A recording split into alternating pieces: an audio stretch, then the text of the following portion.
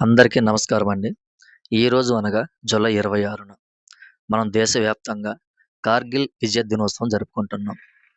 మన భారత సైన్యం పాకిస్తాన్ సైన్యంపై 1999 జూలై 26న విజయం సాధించిన సందర్భంగా మనం ఈ విజయోత్సవం జరుపుకుంటున్నామండి.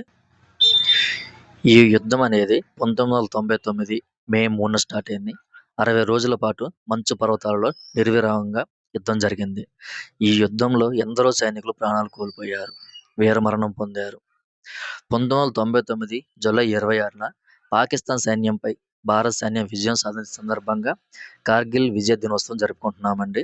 ఈ రోజున మన దేశ రాజధాని అయిన న్యూఢిల్లీలోని ఇండియా గేట్ వద్ద జరిగేటువంటి వేడుకల్లో మన దేశ ప్రధాని పాల్గొంటారండి.